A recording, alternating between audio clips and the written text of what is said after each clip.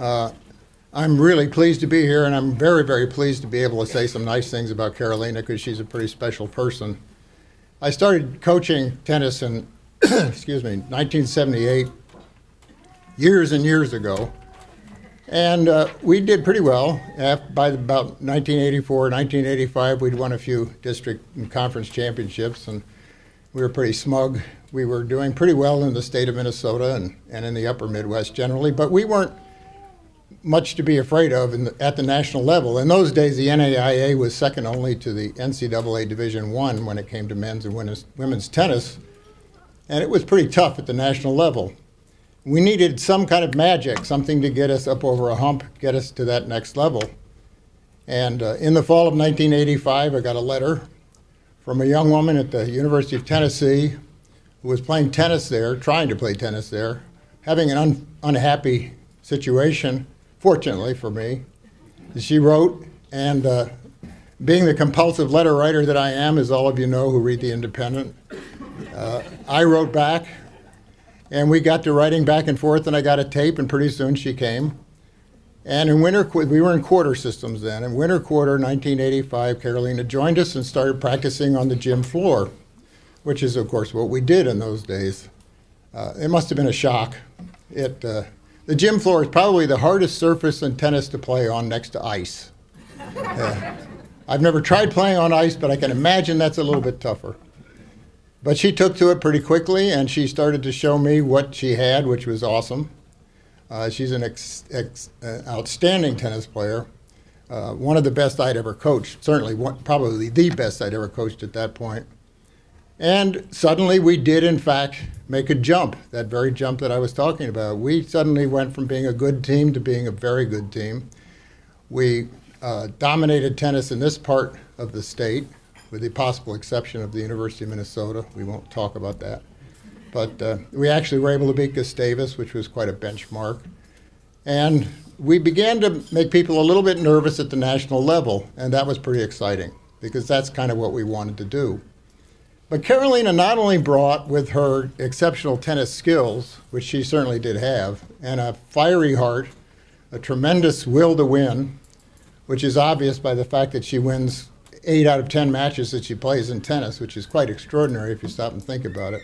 And don't forget, she's playing the best people that we play against in every match. She's not playing 4, 5, or 6. She's playing number 1 every time. But she did something else. She opened the floodgates to the international students which began to come to Southwest. She was the first one, and as you know, if you followed tennis in those days, those of you that are over 100 and can remember those days, we got quite a few very good players, not only out of Colombia, but we got some out of the Netherlands, Mexico, Finland. It was kind of exciting. And that made us a different kind of team and a more successful team. And that was the team that I look back on with great fondness. And so Carolina deserves not only accolades for being the kind of player she was, which is what you can see up here, but because she was in some sense the MVP. She put us at that new level. She made us a better team, and from then on in, we just simply went to town. Let me give you one little anecdote, and then I'll shut up and turn it over to her to show you what kind of fiery player she was. It's one of my favorite stories. We were playing at St. Cloud in a tournament of some sort, and Carolina was playing against somebody who was not as good as she was giving her fits, probably a marshmallow player. We didn't play very well against push ballers, people that didn't play with pace. Our team tended to hit the ball pretty hard. That was partly because of the gym floor. And when they played people that pushed the ball a little bit, they had trouble, and Carolina was struggling. I could see that. She was getting very angry with herself. And I don't normally bother my players when they're playing. I usually figure, hey, look, you guys are on your own. But I see, well, maybe I need to do something here. I'm a philosopher. I'll go up and use a little philosophy. Hey, that's what I'm here for. So I go up to her on the changeover and I say, Carolina, you got to see the big picture.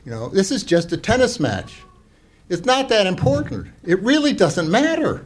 And she looked at me and she said, yes, it does. So I shut up, and I let her play. But that's Carolina. An extraordinary person, extraordinary tennis player, and well deserving of this honor. When I received a message from Kelly Loft asking the inductees to give a speech, I asked him how long it should be. And he said 5 to 10. So I figured it was 5 to 10 minutes. But honestly, I could spend 5 to 10 hours just sharing with you all the wonderful times here as a student athlete. But I won't, so you don't have to worry. Just a couple of days ago, I was wearing shorts and flip-flops in Florida, where we now live, when I started packing and getting all our winter clothes to make it here.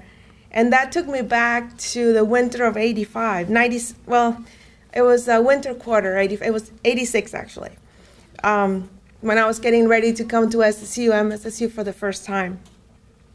And people warned me, it's going to be cold. And they were really right. It was very cold. When Coach Kurtler picked me up at the airport in January of 86, we immediately drove back to southwestern Minnesota. I stayed a couple of days with Hugh and his wife Linda at their house. But anyway, on the drive back to Marshall, I've never seen so much snow and so many trees without a leaf on them. I just thought all the trees were dead, you know. They're like, what, you know, what's wrong, you know. A few days later, we got together with Coach Kurtler and other players at the SSU gym to hit some balls. That's where we played indoor tennis. And having been raised on red clay, which is a very slow surface, I was in for a big surprise trying to play on wood courts. The ball bounced so fast, I could not even hit the ball at first. And I was really trying to impress Coach Kurtler, who had just seen me play on video, and it was not really working. Oh. I'm especially happy to be here with my daughter, Marcela. She's sitting right here, who's already a very accomplished swimmer in the state of Florida and has a national ranking in the U.S. Until now, she's known me as a swim mom. I'm the one who, you know, takes her bags and her mesh bag, makes sure she drinks Gatorade and all that. Now, today, she can see me as an athlete as well. As a tennis player coming from Colombia, I remember feeling so welcomed at SMSU and Marshall. Marshall and the U.S. feel just like home, thanks to all the wonderful people I met here. I've never met so many kind people who were so, they had a genuine desire to help others and see us succeed. I'm very grateful for that. I give special thanks to Coach Kurtler, who was not only my coach but my mentor. I would not be here if it were not for him. As a tennis player, I excelled under his coaching, and he taught me lessons for life, such as how to be mentally strong, how to be focused, and how to strive towards excellence. I would like to share with you one of my lasting memories while at SMSU. I remember it was a dual meet that we were playing with Gustavus Adolphus College.